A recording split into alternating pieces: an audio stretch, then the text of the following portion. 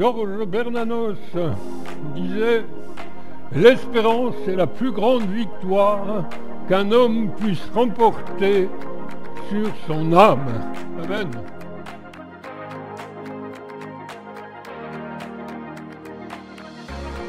L'espérance du souhait à la foi. Amen.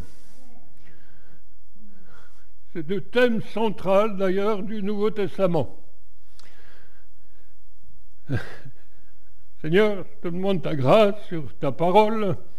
Tu vois qu'il y a peut-être la fatigue, il y a peut-être besoin que tu nous redonnes moi-même de l'attention, Seigneur, que tu nous aides. Seigneur, à recevoir de ta part. Je demande vraiment ta grâce sur ces instants, sur ces quelques minutes de prédication, que ta volonté se fasse dans les vies, que tu touches les cœurs selon ta volonté. Père, au nom du Seigneur Jésus. Amen. Donne-moi ta sagesse, donne-moi ta parole, ta pensée. Sans toi, je ne suis rien et capable de rien. Seigneur, sois béni. Georges Bernanos disait « L'espérance est la plus grande victoire qu'un homme puisse remporter sur son âme. » Amen. Si vous le voulez bien, nous ferons un peu de vocabulaire, puis nous parlerons de l'espoir chez les humains en général, ensuite chez ceux qui ont foi en Dieu, dont nous faisons partie. Aristote, philosophe grec 384-322 avant Jésus-Christ, a dit « L'espérance est le songe d'un homme éveillé. » Qu'est-ce que l'espérance? Grande question, au plan général, pardon. L'espérance est l'attente confiante d'un bien qu'on désire. Amen. On dit que l'espérance est une grande consolatrice. C'est une réalité. Que veut dire espérer? Espérer, c'est considérer ce qu'on désire comme capable de se réaliser. Excusez-moi d'enfoncer des portes ouvertes, mais c'est important que tout cela puisse descendre dans nos pensées, dans nos cœurs. C'est supposer aimer, c'est supposer. C'est aimer à croire. C'est aussi mettre sa confiance. S'attendre à aimer, à penser, souhaiter. Ces synonymes sont aspirer, avoir confiance,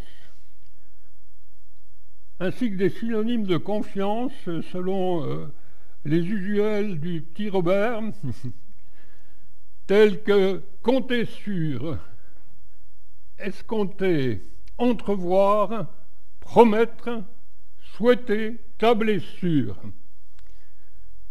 Le but de ces définitions, qui est un peu descendu dans nos pensées, dans nos cœurs, consiste à mieux appréhender le sens des affirmations bibliques et l'impact de celles-ci dans nos vies. Amen. L'espoir chez les humains, en général. Un dicton populaire nous dit « l'espoir fait vivre ». Oui. Ce proverbe bien connu est l'un des plus cités. Il marque une certaine résignation. De même que celui qui dit « tant qu'il y a de la vie, il y a de l'espoir ». Ces deux dictons populaires soulignent une évidence exprimée par la Bible elle-même. Quand elle avance, pour tous ceux qui vivent, il y a de l'espoir. Il y a de l'espérance. Ou, dit sous une autre forme, seul celui qui est en vie peut encore espérer. C'est en Ecclésiaste 9,4 en français courant. Ça va? Ça vous ennuie pas? On trouve aussi dans la Bible une phrase à même de nous faire réfléchir. L'espérance soutient le malheureux. On trouve ça en Job, le pauvre, il a connu, vous connaissez bien des difficultés. En Job 5, verset 16. Elle devient, l'espérance, dans certains cas, comme un moteur permettant d'avancer ou comme une nourriture de survie, quelquefois. Amen. Je ne sais pas si vous êtes déjà passé par des cas comme ça, mais ça peut nous arriver, en tant que chrétiens, d'avoir cette espérance comme une nourriture de survie. L'écrivain Jean-Jacques Rousseau écrit « L'espérance est le pain des malheureux ». L'espoir est vital. Amen. Pour chacun d'entre nous, pour tout être humain. L'existence est ponctuée, pétrie en quelque sorte d'espoir à tout niveau. Recherché ou non, entretenu ou pas, celui-ci est présent dans nos pensées, dans nos esprits, dans nos conversations. Il peut parfois s'apparenter à une forme d'optimisme. Il arrive qu'il soit utopique, vain, quelquefois inutile, anéanti. Il peut être remis à plus tard. À ce propos, un proverbe biblique nous fait remarquer un espoir différé rend le cœur malade. C'est Proverbe 13, verset 12. Plus encore, devant une situation quasiment irréversible, il en existe des décès, quelqu'un dira « Je n'ai plus d'espoir, je n'ai plus de vie ou d'avenir ». De fait, quand l'espérance meurt, il n'y a plus de vie réelle, en quelque sorte, on survit. Voltaire, qui était plus connu pour son anticléricalisme que pour sa foi, a écrit « On passe sa vie à espérer et on meurt en espérant ». Il avait raison, mais tout dépend de ce en quoi on espère, de ce que contiennent en réalité les mots « espérer » et « espérant ». Jean d'Ormesson, que vous connaissez, grand académicien qui est mort il y a quelques années, nous a laissé cette citation. Ce qui éclaire l'existence, c'est l'espérance. Ceci est vrai, même pour qui n'est pas croyant. Si donc des incroyants peuvent penser de la sorte, mettant leur espoir en eux-mêmes ou de leurs semblables, ou, comme on dit, dans leur bonne étoile, combien plus les chrétiens, disciples de Jésus, ne devraient-ils pas jamais désespérer, en quelque sorte, en quelque situation que ce soit? Ils ont la grâce, le privilège d'avoir quelqu'un en qui placer leur pleine confiance et de la part de qui ils peuvent tout attendre. Un Dieu tout-puissant qui nous aime, qui est capable de faire des choses qui nous dépassent complètement. Il fait au-delà de ce que nous demandons et pensons, nous dit la Bible. Amen. Faut-il établir une différence donc entre les athées et les croyants quant à l'espoir qui peut animer les uns et les autres? Car tous, en effet, peuvent avoir quelque chose à espérer.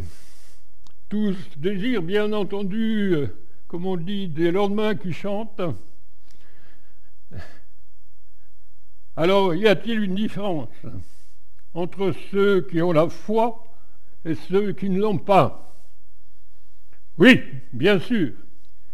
Et cette différence, c'est précisément la foi en un Dieu vivant qui nous aime, c'est-à-dire la confiance placée en un Dieu en qui il n'y a pas d'ombre de variation ni de changement.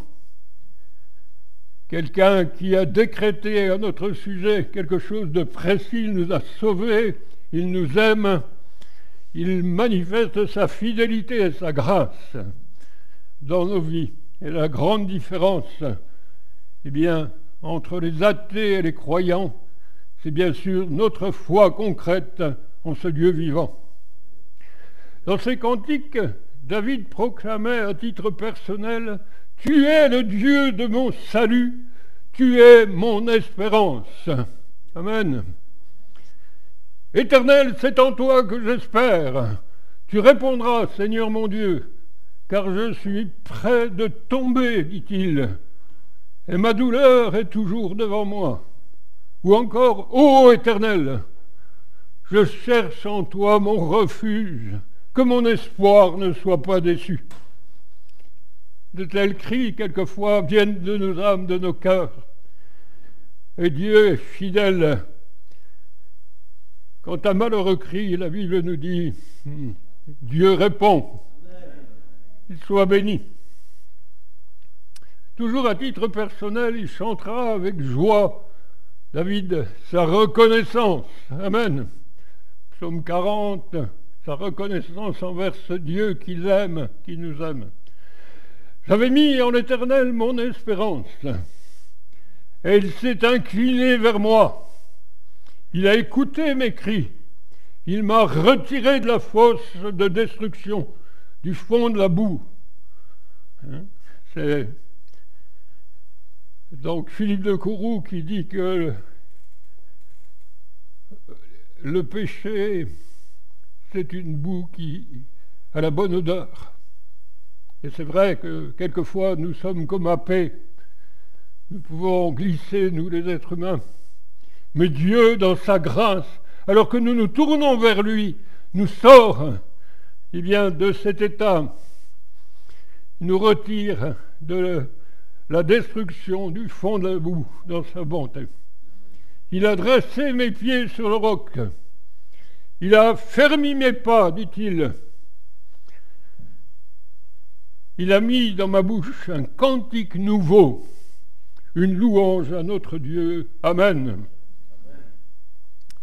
Et aussi, David dira, tous ceux qui espèrent en toi ne seront point confus. Alors là, l'Église se lève sur sa chaise, chacun se lève sur sa chaise pour louer le Seigneur. Amen. Si nous espérons en Dieu, nous ne serons pas confus. C'est important de le comprendre, que ça puisse descendre dans nos cœurs, que ça puisse être une certitude, parce que nous allons peut-être connaître des temps difficiles un jour, mais nous espérons en ce Dieu tout-puissant, et il va nous secourir. Amen.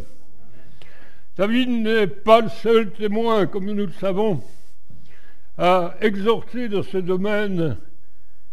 Ésaïe écrit « J'espère en l'Éternel » qui pourtant cache sa face à la maison de Jacob. « Je place en lui ma confiance », dit-il. C'est Ésaïe 8, 17. Amen. Perdre, on pourrait dire, garder ou retrouver l'espoir.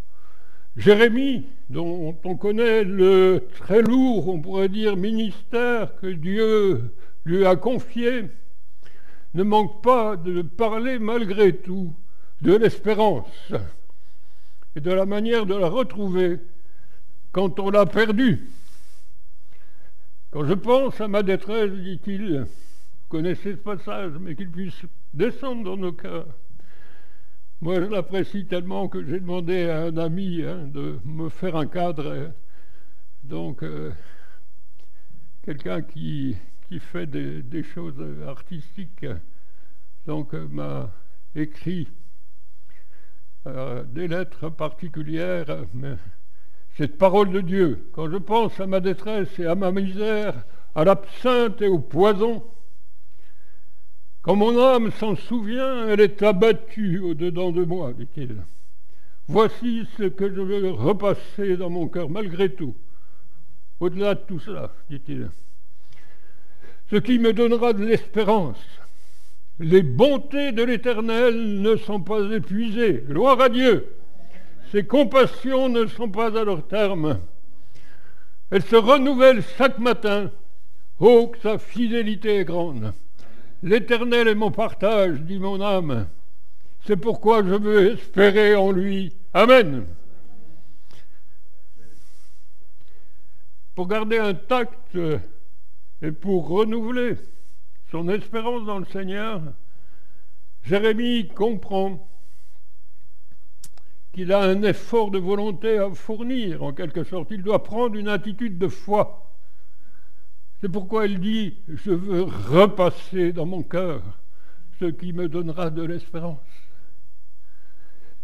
Je veux espérer en lui. » Amen. Il terminera alors son propos par une sorte d'appel qu'on pourrait adresser, qui pourrait bien nous concerner chacun, pourrait adresser à notre voisin et à nous-mêmes. L'Éternel a de la bonté pour qui espère en lui. Amen. Pour l'âme qui le cherche. On trouve ça dans les Lamentations de Jérémie, chapitre 3, 17 à 29.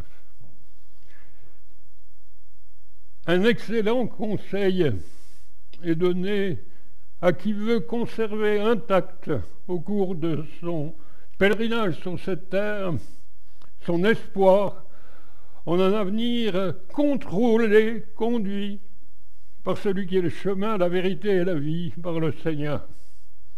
Proverbes 24, 13 et 14. Mon fils, mange du miel, car il est bon. C'est surprenant, hein, cette parole, mais on va essayer d'expliciter. Un rayon de miel sera doux à ton palais. De même, connais la sagesse pour ton âme. Si tu la trouves, il y a un avenir et ton espérance ne sera pas anéantie. Amen.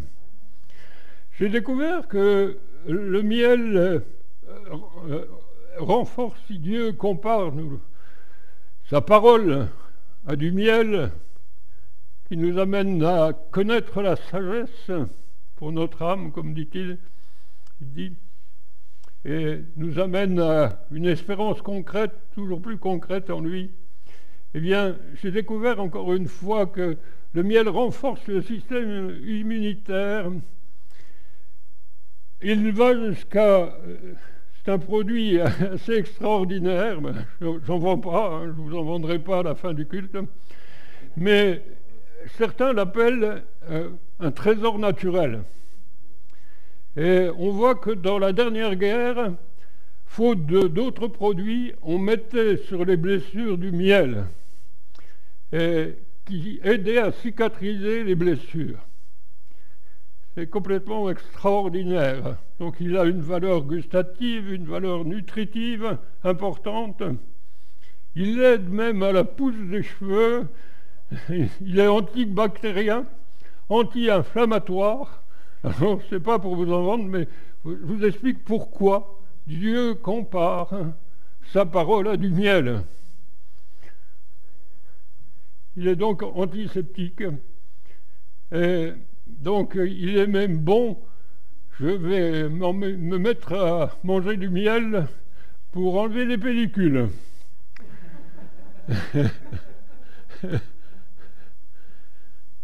Manger le bon miel de la parole de Dieu nous amènera à découvrir la sagesse et à suivre, à vivre ses conseils. Vous savez que la sagesse personnifiée, c'est Jésus-Christ.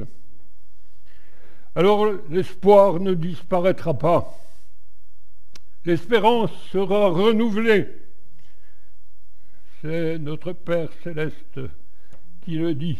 Amen.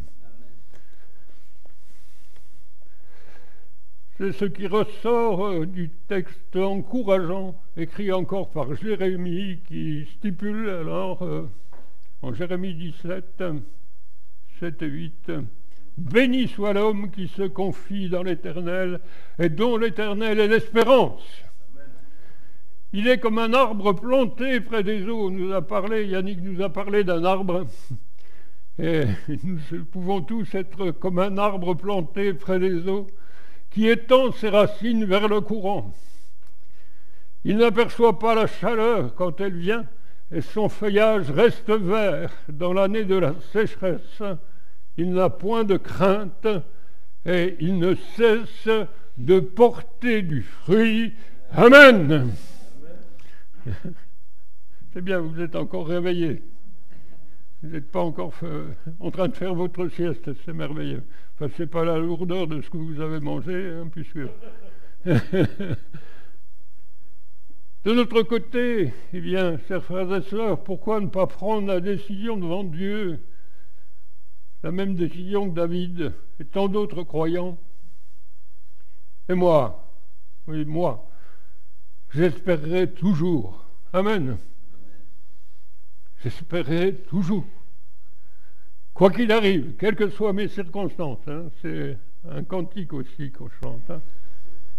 Il dit donc, recommande aux riches, il dit à Timothée de recommander aux riches du présent siècle de ne pas être orgueilleux, de ne pas mettre leur espérance dans des richesses incertaines, mais de la mettre en Dieu. Amen. C'est 1 Timothée 6, verset 17. Comme c'est capital de mettre notre espérance dans ce lieu vivant, quel que soit, eh bien, ces biens disparaîtront. Hein. On est arrivé tout nu sur cette terre, on va repartir tout nu, sans rien. De toute manière, alors qu'on nous le prenne maintenant ou pas, il faut que ça devienne très secondaire. C'est ce que le Seigneur m'a fait comme grâce. Et même un temps, la première fois que ça m'est arrivé,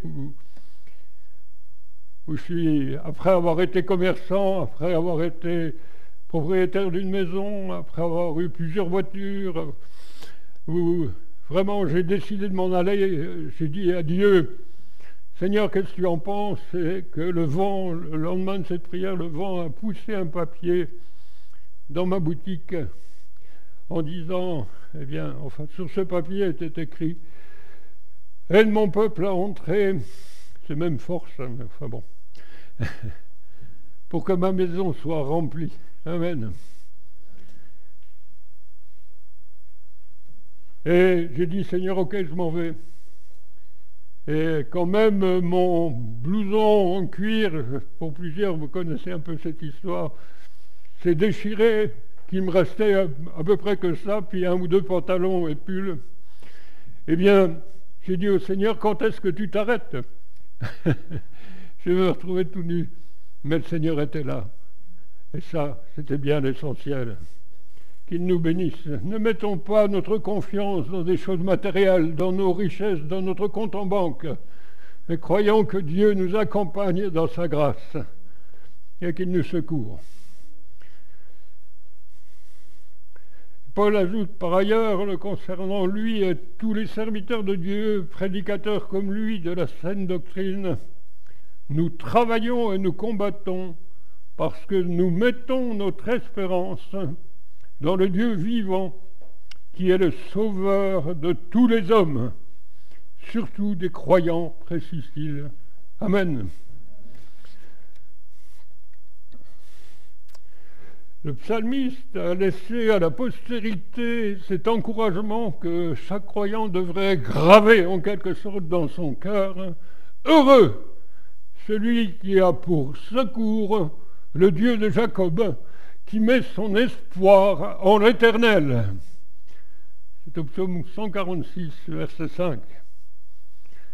En clair, cette béatitude n'indique-t-elle pas qu'on peut à tout moment placer son espoir en un Dieu en qui on croit fermement et en retirer un bénéfice réel? Amen. Ésaïe intercédera en faveur de son peuple et il s'associe à cette prière. Éternel, dit-il, aie pitié de nous. Nous espérons en toi. Sois notre aide chaque matin. nous pouvons faire cette prière. Notre délivrance au temps de la détresse. Amen. On le retrouve à un autre moment s'adressant à Israël là pour les encourager. Parce que à cette époque, ils sont encore rebelles. Cependant, l'Éternel, dit-il, désire vous faire grâce, malgré vos rébellions. Il se lèvera pour vous faire miséricorde, car l'Éternel est un Dieu juste et bon. Amen. Heureux tous ceux qui espèrent en lui. On trouve ça en Ésaïe 33, verset 2. Voilà. Amen.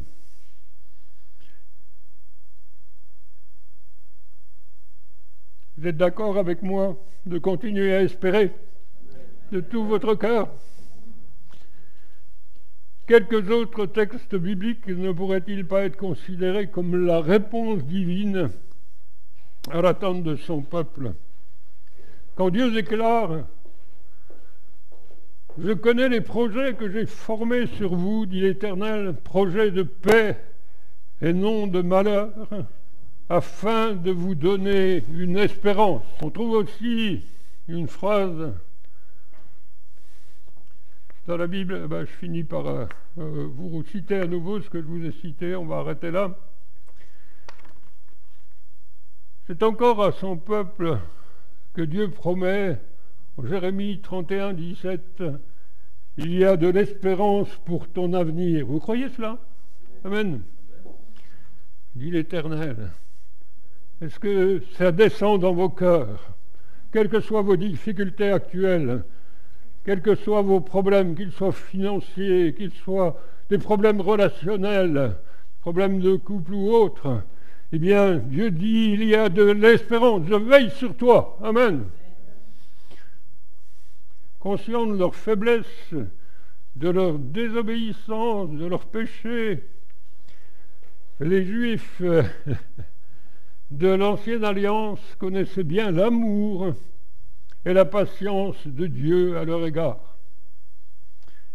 C'est ce qui permet à Shekania, contemporain d'Esdras, de déclarer en Esdras 10.2 « Mais Israël ne reste pas pour cela sans espérance. » Croyons cela, Dieu sait de quoi nous sommes faits.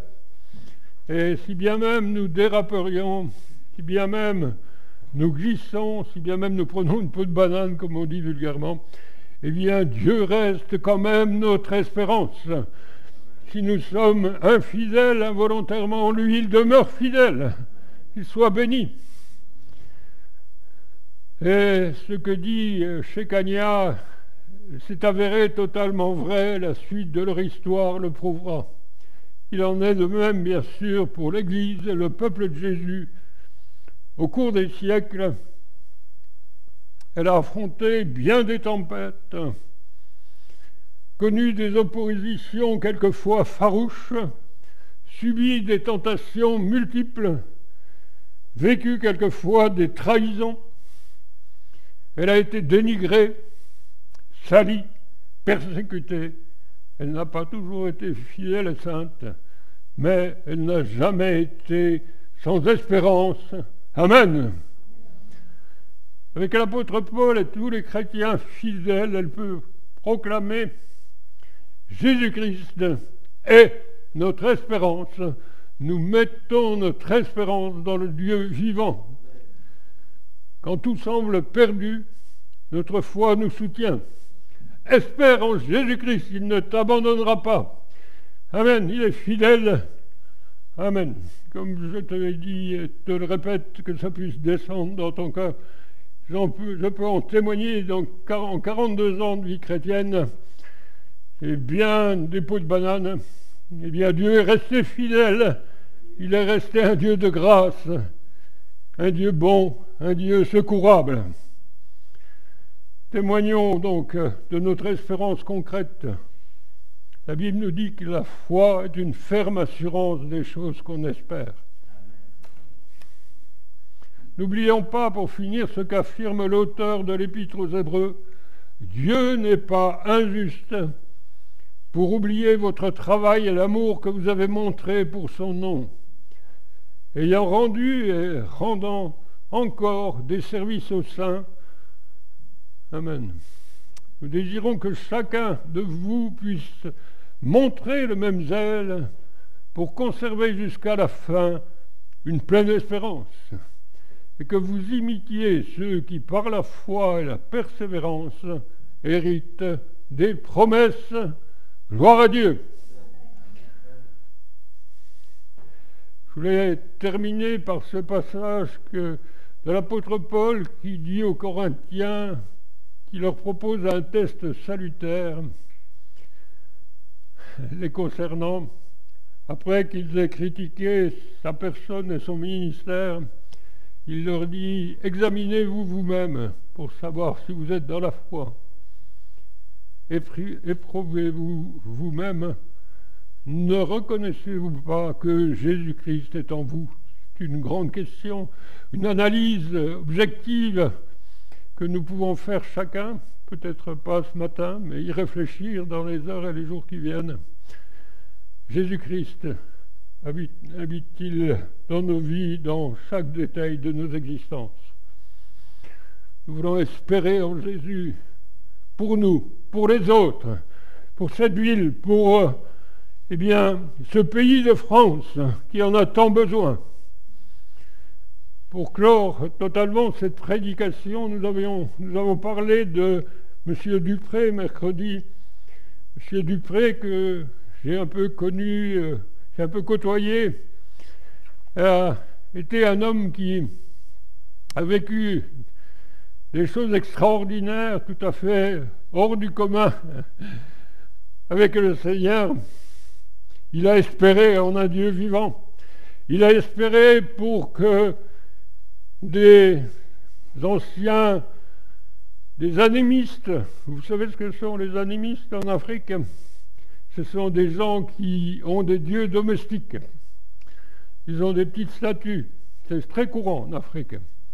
D'ailleurs, un de mes amis, Abel, qui est devenu chrétien, pasteur, même était donc, sa famille était animiste. Et quand il était chez moi, d'ailleurs, il m'a demandé de téléphoner à M. Dupré, ce qu'on a fait. Ce qui l'a amené à la foi, c'est que sa maison a brûlé une fois. Et le Dieu a brûlé avec. Et Abel, qui est loin d'être insensé, malgré sa religion qu'on lui avait inculquée, eh bien, il dit, mais quel est ce Dieu qui brûle en même temps que la maison? Il n'a aucun pouvoir. Et on lui a annoncé l'évangile, il s'est tourné vers le Christ, il a été libéré. Et M. Dupré, donc, a cru que ces gens qui venaient plus ou moins de la sorcellerie, ces gens qui avaient un passé vraiment délictueux, ces gens, dans l'incrédulité, pouvaient, par la grâce de Jésus, se tourner vers Dieu. Et dans sa bonté, Dieu a utilisé cet homme, un homme tout simple, un petit homme de formation instituteur, d'ailleurs, sans aucune formation. Donc, pour l'évangile, il n'est pas passé par une école biblique ni rien. Et il était parti à Ouagadougou, donc qui était l'ancienne Haute-Volta, qui s'appelle maintenant le Burkina Faso, avec une tente et un fusil, parce qu'il y avait des lions. Et il espérait vraiment en un Dieu concret. Et donc, il a vu la grâce de Dieu, il a implanté de nombreuses églises, il y a eu de nombreux miracles. Je peux vous dire que moi-même, il y a quelques 20-25 ans, je ne sais plus, je suis allé sur place et j'ai vu cette grâce extraordinaire de Dieu se multiplier. À Ouagadougou, tous les coins de rue, il y avait des églises, des gens qui louaient le Seigneur de tout leur cœur. Je suis allé aussi visiter Oscar Calcani, je voudrais courtement vous parler de ça. Oscar Calcani, lui, c'est un ancien moine qui se tourne vers le Christ également, toujours à Ouagadougou, enfin un petit peu plus loin, eh bien, il était dans la brousse et je suis allé le visiter. Il habitait une petite maison de rien, un petit truc dans lequel il avait tout de même un frigo qui marchait au gaz, sans électricité ni rien. Et cet homme donc a appris aux Africains à fonder, à mettre en place des barrages. Et ce qui leur a permis de subvenir à leurs besoins, d'avoir des potagers, Et beaucoup aussi, à travers son ministère, se sont tournés vers le Christ. Amen. C'est des gens qui ont espéré de tout leur cœur. Des gens qui ont cru qu'un Dieu vivant pouvait toutes choses. Certes, nous ne sommes pas appelés à des ministères peut-être aussi fracassants, mais Dieu a préparé pour nous, devant chacun d'entre nous, des œuvres glorieuses afin que nous les pratiquions, que nous portions du fruit. Un jour, pour clore complètement cette prédication, je vois Oscar qui arrive. On était à Nancy dans une pastorale en train de prendre le café. Oscar arrive en disant « Je vous vois, je vous vois ». Je me dis « Ça y est, il a pété les plombs ». Et non, je ne l'avais pas appris jusque-là, il a été aveugle. Et donc, malgré son ministère, un jour, il est devenu aveugle. Il a continué à espérer en Dieu. On a bien sûr prié pour cet homme. Et un jour, Dieu lui a dit, alors qu'il était aveugle, « Regarde ton réveil ». Alors il a tourné sa tête vers sa table de nuit, vers son réveil, et la vue est revenue. Gloire à Dieu. Et c'est pour ça qu'il arrivait en pastorale, fou de joie, et il nous disait, « Je vois !» Que nous puissions voir le Dieu vivant, chers frères et sœurs, que nous puissions comprendre sa grâce, que nous puissions, en quelque sorte, étendre nos cordages à nos cœurs, que nous puissions lui laisser toute la place pour qu'il puisse manifester dans nos vies, eh bien, sa toute-puissance et sa grâce. Amen. Espérons en celui qui est illimité ensemble et croyons qu'il est puissant pour sauver nos familles, sauver à l'Île-sur-le-Doubs, sauver en France, partout où nous apporterons la bonne nouvelle de Jésus-Christ, mort pour nos péchés, ressuscité glorieusement le troisième jour.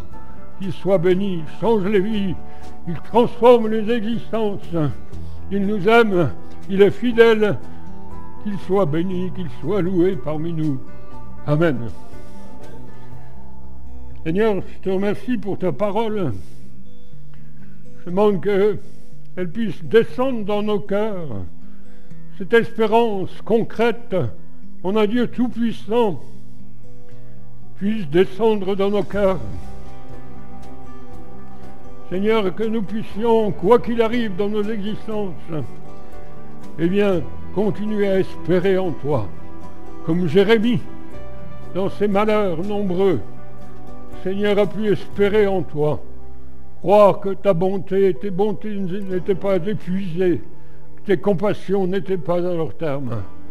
Seigneur, merci, parce que c'est une réalité et que ta bonté se renouvelle envers nous chaque matin. Seigneur, viens faire descendre ça profondément en nous, inscris-le dans nos cœurs. Seigneur, que nous puissions persévérer au-delà de toute espérance pour la gloire de ton nom. Amen.